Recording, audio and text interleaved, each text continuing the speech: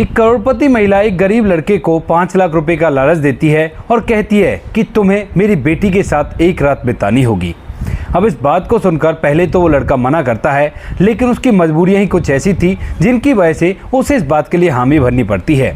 उसके बाद जब वह वहाँ पर जाता है तो माँ उसे उस कमरे के अंदर भेज देती है जिस कमरे के अंदर उसने अपनी बेटी को पहले से बेहोश कर रखा था। और वहाँ पर जाने के बाद जब वह लड़का उस कमरे में जाता है तो बड़ा ही खामोश सा और बड़ा ही डरा डरा सा महसूस करता है। लेकिन थोड़ी देर बाद जब उस कमरे का दरवाजा खुलता है और वह लड़का बाहर निकलता है तो उसके चेहरे पर एक अजीब सी मुस्कान थी। कौन थी वह माँ और किस वजह से उसने अपनी बेटी के कमरे में एक लड़के को भेजा था, वो भी 5 लाख रुपए का लालच देकर, और क्या मजबूरी थी उस लड़के की, पूरी सच्चाई के बारे में जानने के लिए वीडियो को अंत तक जरूर देखें। मुंबई की एक गरीब बस्ती के अंदर एक परिवार रहा करता है। परिवार के अंदर एक माँ है जो कि बीमार पड़ी हुई है, एक उसकी बेटी है जिसने अपनी कॉलेज की पढ़ाई बंद कर दी है और उसके बाद वह घर पर सिलाई का काम किया करती है ताकि अपनी माँ की बीमारी के लिए पैसे इकट्ठा कर सके और उन पैसों से दवाइयाँ लाकर अपनी माँ का इलाज करवा सके। उसी घर का एक लड़का भी होता है जिस लड़के का नाम होता है राकेश। और राकेश जो होता है वह अपनी पढ़ाई लिखाई तो कर चुका है, लेकिन अब अपनी माँ के इलाज के लिए इधर उधर नौकरी ढूंढ रहा है।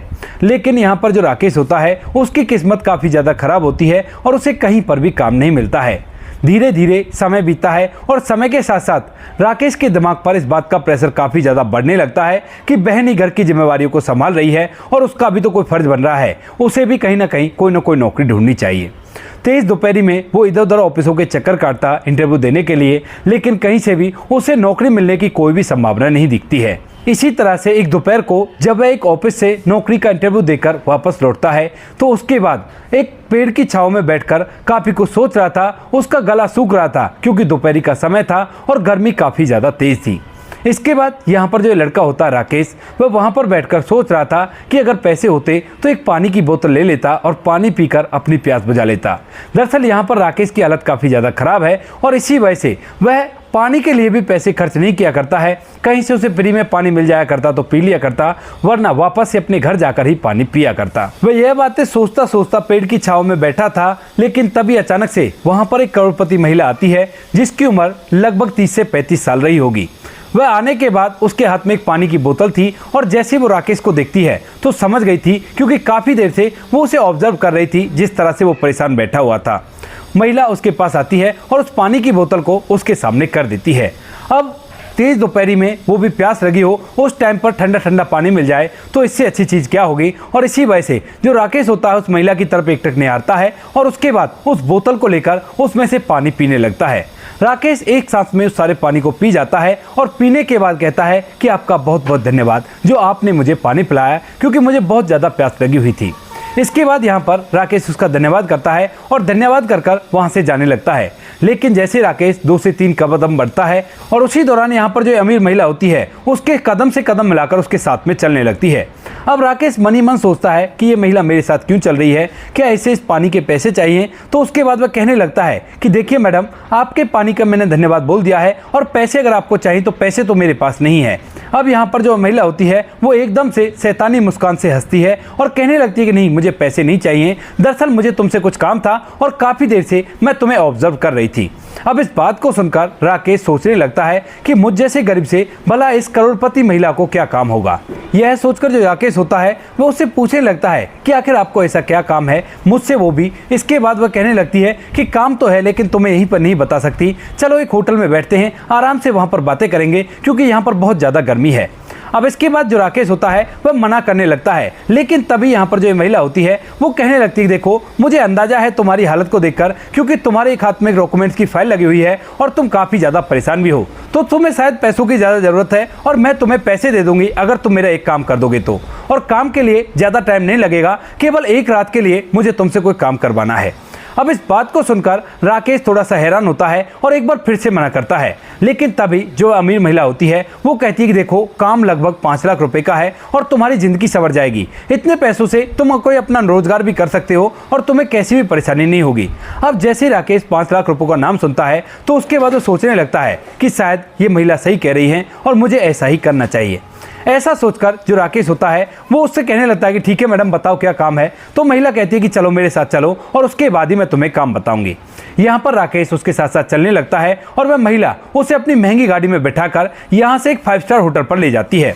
राकेश जैसे ही 5 स्टार होटल के सामने रुकता है तो एकदम से देखकर पूरी तरह से हैरान हो जाता है, क्योंकि ये चीजें उसने आज तक फिल्मों में ही देखी हैं और रियल लाइफ में कभी भी उसने इन चीजों का अनुभव नहीं किया है। इसके बाद वह महिला उसे लेकर अंदर चली जाती है और अंदर से होटल का नज़ारा देखने के बाद राकेश और भी ज़्यादा भौचक्का रह जाता है, क्योंकि यहाँ पर हर सामान काफ़ी ज़्यादा कीमती था। वह लोग जाकर एक टेबल पर बैठ जाते हैं और वहाँ पर बैठने के बाद जो अमीर महिला होती है वो अपने लिए और राकेश के लिए कोल्ड कॉफ़ी का ऑर्डर दे देती है।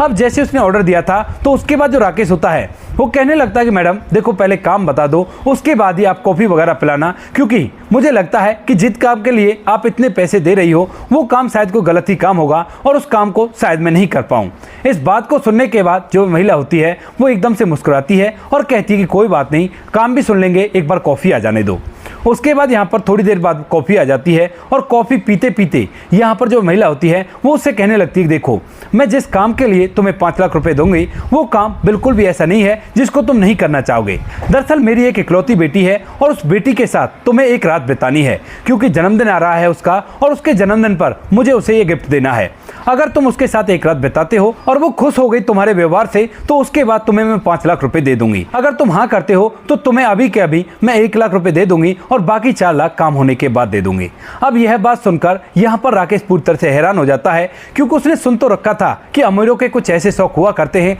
लेकिन जो ये महिला कह रही थी उस पर तो बिल्कुल विश्वास ही नहीं किया जा रहा था। राकेश कहने लगता है कि मैडम आप होश में तो हो ना? तो यहाँ पर जो महिला होती है वो कहती है कि हाँ, मैं पूरी तरह से होश में हूँ और तुम चिंता मत करो, इसकी किसी को कानो कान खबर भी नहीं होगी और तुम्हें अगर ये काम करना है तो मैं तुम्हें एड्रेस दे दूंगी और मेरे एड्रेस पर आकर मुझे फोन कर देना और उसके बाद तुम ये काम करके यहाँ से चले जाना और कोई तुमसे कुछ भी नहीं कहेगा। इस बात को सुनकर राकेश थोड़ी देर तक सोचता है और सोचने के दौरान उसे ख्याल आता है अपनी माँ, अपनी बहन का और माँ के इलाज का। तो वह सोचने लगता है कि कोई बात नहीं, जब ये महिला कह रही है तो कोई बात नहीं, इसका काम कर देता हूँ, मेरा भला उसमें क्या जाता है। ऐसा सोचकर जो राकेश होता है वह हामी भर लेता है और यहाँ पर उस महिला से कहता है कि ठीक है मैडम, मैं आपका काम कर दूंगा। इसके बाद वह महिला अपने पास से 1 लाख रुपए निकालती है और राकेश के हाथ में थमाते हुए कहती है कि ये लो 1 लाख रुपए एडवांस है और बाकी 4 लाख रुपए तुम्हें काम करने के बाद मिलेंगे और ये मेरा एड्रेस है। ऐसा कहकर वह उसे एड्रेस दे देती है और यहाँ से वह महिला भी उठकर चली जाती है और राकेश भी अपनी घर की तरफ जाने लगता है।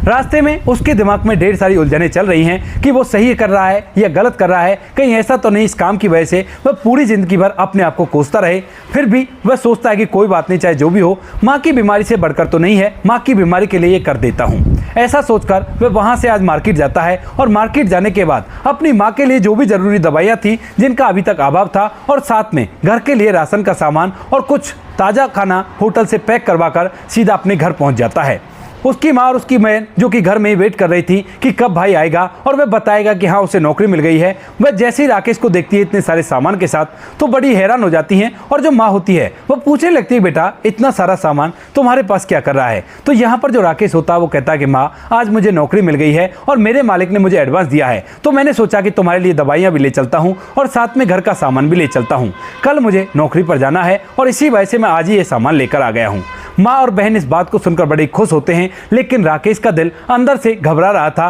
और वह सोच रहा था कि कहीं ये सब कुछ गलत तो नहीं जो कुछ भी मैं कर रहा हूँ। लेकिन फिर भी वो माँ और बहन की खुशी के लिए ये सब कुछ करने का फैसला करता है और दूसरे दिन शाम के समय अच्छी तरह से तैयार होता है और तैयार होने के बाद घर से निकलने लगता है। माँ कहने लगती है, बेटा क्या नाइट की ड्यूटी है? तो यहाँ पर बेटा कहता है कि हाँ माँ, नाइट की ड्यूटी है और कल सुबह तक मैं आ जाऊँगा। ऐसा कहकर राकेश अपने घर से निकल जाता है अच्छे से तैयार होकर और माँ उसे अच्छी तरह से विदा कर देती है। राकेश जैसे ही एक रिक्शा में बैठकर वहां पर पहुंचता है तो सामने का नजारा देखकर उसकी आंखें फटी के फटी रह जाती हैं, क्योंकि जितना बड़ा ये बंगला था उतने बड़े बंगले को केवल वो बाहर से ही देख सकता था और उसके अंदर जाने की उसने कभी सोची भी नहीं थी। वो बहुत ही महंगा बंगला लग रहा था और उसके दरवाजे भी काफी ज्यादा महंगे थे। इस बात को देखकर जो राकेश होता है एक बार दोबारा से उस एड्रेस को देखता है और सोचने लगता है कि कहीं मैं किसी गलत एड्रेस पर तो नहीं आ गया। लेकिन जब एड्रेस वो दोबारा से मिला लेता है तो वो वही एड्रेस था और इसके बाद जो राकेश होता है वह अपना फोन निकालता है और उस महिला के पास फोन मिला देता है। जैसे वो उस पर फोन करता है तो यहाँ पर जो महिला होती है वह कहती है कि आ गए तुम? तो राकेश कहता है कि हाँ मैडम, मैं आ गया हूँ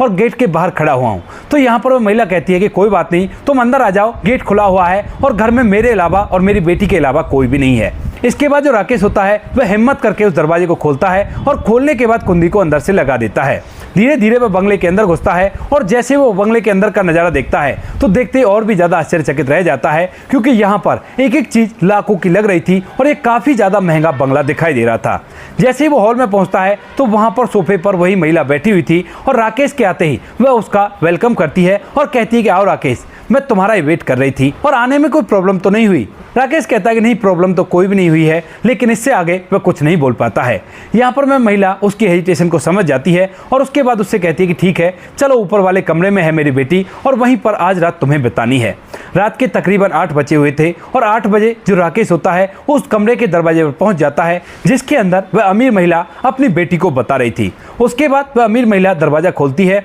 और कमरे के अंदर राकेश को कहती है जाने के लिए। राकेश अंदर दाखिल होता है और देखता है कि बिस्तर पर एक बेहद ही खूबसूरत और जवान लड़की लेटी हुई है जिसकी उम्र महज 22 साल होगी। अब जैसे राकेश उस लड़की की तरफ गौर से देखता है तो उसे महसूस होता है ये लड़की चुपचाप लेटी हुई है, या तो ये बेहोश है या फिर नींद में है। तो उसके बाद वह दोबारा से उस महिला को आवाज लगाता है और कहता है कि इनको क्या हो गया, ये इस तरह से क्यों पड़ी हुई हैं। तो यहाँ पर जो वह महिला होती है वो कहती है कि ये पूरी तरह से बेहोश है और ये कुछ भी नहीं कहेगी, तुम्हें जो करना है वो करके चले जाओ, और ये इसी की मर्जी थी क्योंकि यह बेहोशी की हालत में इन सब चीजों का अनुभव करना चाहती थी। इस बात को कहकर जो महिला होती है वो हंसते हुए उसके कंधे पर हाथ मारती है और कहती है कि एंजॉय करो, और उसके बाद कमरे का दरवाजा लगाकर वहां से बाहर चली जाती है। राकेश उस कमरे के अंदर अकेला रह गया था, लेकिन उसके चेहरे पर घबराहट साफ साफ दिखाई दे रही थी और ये चीज उसे बिल्कुल से गलत लगती है, क्योंकि अब तक तो वह बहुत कुछ ऐसी बातें सोच रहा था कि एक बार ऐसा करना है उसके बाद सब कुछ ठीक हो जाएगा, लेकिन यहाँ पर मामला कुछ और भी ज्यादा पेचीदा लग रहा था कि लड़की पूरी तरह से बेहोश थी।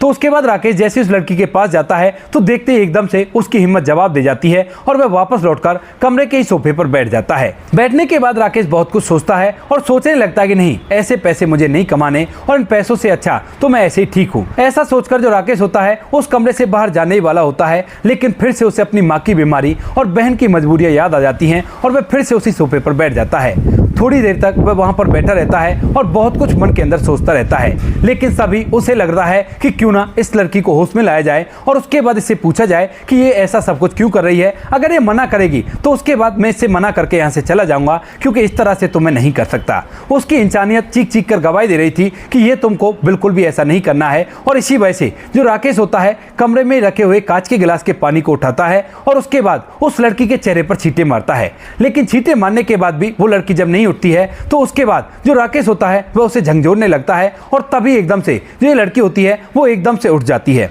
उठने के बाद जैसे वो कमरे के अंदर राकेश को देखती है तो एकदम से उससे कहने लगती है कि कौन हो तुम और यहाँ पर क्या कर रहे हो मेरे कमरे के अंदर। अब इसके बाद यहाँ पर जो राकेश होता है वह एकदम से अपने हाथ ऊपर करता है और कहता है कि देखिए, घबराइए मत, मैं तो यहाँ पर आपकी माँ के कहने पर आया हूँ और उन्होंने मुझसे ये कहा था और कहा था कि तुम काम कर दोगे तो तुझे 4 लाख रुपए और मिलेंगे। अब इस बात को सुनते ही यहाँ पर जो लड़की होती है वो एकदम से फूट फूट कर रोने लगती है और जो राकेश होता है उसे चुप कराता है। कहता है कि देखिए, पहले तो चुप हो जाइए और बताइए कि क्या हुआ और किस वजह से आप इस तरह से रो रही हो। तो यहाँ पर जो लड़की होती है वह अपने आंखों के आंसू को पहुंचती है और कहती है कि देखिए, मेरे साथ ऐसा वैसा कुछ मत करना, क्योंकि जो मेरी माँ है ये मेरी असली माँ नहीं है, ये तो मेरी सौतेली माँ है। अब इन्होंने काफी दिनों से ये तय कर रखा था कि मुझे किसी भी तरह से पागल घोषित कर दे और उसके बाद पूरी प्रॉपर्टी को हथिया ले और मुझे बेदखल कर दे। इसी वजह से इसने सब कुछ किया होगा, क्योंकि काफी दिनों से मैं इसी कमरे के अंदर बंद रहा करती हूँ और आज भी इसने मुझे खाने में कुछ मिलाकर खिला दिया और उसके बाद मैं पूरी तरह से बेहोश हो गई। यहाँ पर राकेश जब ये बात सुनता है तो बड़ा ही हैरान होता है और कहने लगता है कि ऐसा कैसे, क्या तुम्हारे पिता नहीं है? तो यहाँ पर वो लड़की बताती है कि मेरे पिता भी हैं, लेकिन पिताजी ज्यादातर विदेश में काम करने के लिए रहा करते हैं और घर पर तो माँ ही रहा करती है। इस बात को सुनने के बाद राकेश वहां पर चुपचाप बैठ जाता है और भी उससे बातचीत करने लगता है। काफी सारी बातचीत उन दोनों के बीच में होती है और उसके बाद जब राकेश को इस कमरे के अंदर जाए हुए लगभग 4 घंटे हो जाते हैं तो उसके बाद जो राकेश होता है पहले खिड़की से झांक कर देखता है तो बाहर जो उसकी सौतेली माँ होती है वह लॉन में इधर उधर टहल रही थी रात के समय कि कब राकेश बाहर निकलेगा और उसके बाद वह अपने इरादों में कामयाब होगी। उसके बाद जो राकेश होता है वह दरवाजे को पीटता है और आवाज लगाता है। तभी यहाँ पर जो महिला आकर दरवाजा खोलती है और दरवाजा खोलने के बाद जब वह राकेश को देखती है तो राकेश अपनी कमीज के बटनों को लगा रहा था और एक अजीब सी मुस्कान के साथ कमरे से बाहर निकलता है। यहाँ पर वह महिला कहती है कि काम हो गया, तो राकेश कहता है कि हाँ काम हो गया और बड़ी अच्छी तरह से हुआ है, आपकी बेटी को पता भी नहीं चला है। ऐसा कहकर राकेश वहां से बाहर निकलता है और यहाँ पर जो महिला होती है वह उसे 4 लाख रुपए देती है और कहती है कि चिंता मत करो, कुछ भी ऐसा नहीं होगा,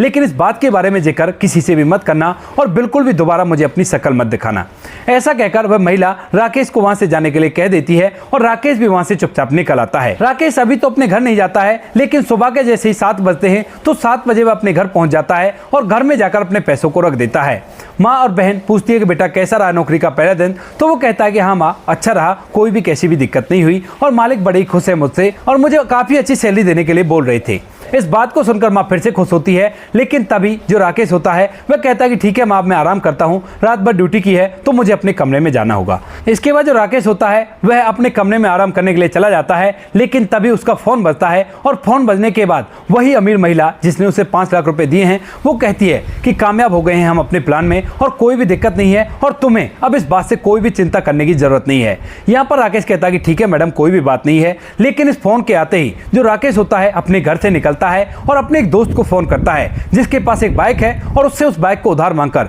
सीधा उसी बंगले पर पहुंच जाता है और वहां बंगले के बाहर जाते ही उसे वो लड़की मिलती है जिस लड़की का नाम रोशनी होता है, जो कि इस सौतेली माँ की एक बेटी थी। यहाँ पर वो लड़की आते ही राकेश की बाइक पर बैठ जाती है और उसके बाद राकेश और वो लड़की दोनों के दोनों सीधा एक कोर्ट में पहुंच जाते हैं और वहां पर जाकर एक दूसरे से कोर्ट मैरिज कर लेते हैं। अब जैसे उन दोनों की कोर्ट मैरिज होती है और कोर्ट मैरिज होने के बाद वो वहां से बाहर निकलते हैं, तो उसके बाद वो लड़की राकेश का बहुत बहुत धन्यवाद करती है और कहती है कि अगर तुम्हारी जगह कोई और होता तो आज मैं किसी को मुंह दिखाने लायक नहीं होती। उसके बाद राकेश कहता है कि कोई बात नहीं, तुम चिंता मत करो और बताओ कितनी देर बाद घर चलना है। तो यहाँ पर जो रोशनी होती है वो कहती है कि बस थोड़ी देर में पिताजी आने वाले होंगे और उसके बाद ही हम लोग सीधा घर पहुंचेंगे। यहाँ पर राकेश और वो दोनों के दोनों सीधा घर के बाहर पहुंच जाते हैं और जैसे ही रोशनी को उसके पिता बंगले के अंदर जाते हुए दिखाई देते हैं, तो उसके बाद यहाँ पर जो रोशनी होती है वह अपने बंगले के अंदर चली जाती है और वहां पर जाकर जैसे ही अपनी माँ और अपने पिता को देखती है तो माँ कह रही थी कि आपकी बेटी ने तो वही काम कर दिया जिसके बारे में बोल रही थी और कुछ ऐसा हो गया है जिसके बारे में उसे पता भी नहीं है। यहाँ पर पिता बार बार कहता है कि नहीं ऐसा नहीं होगा,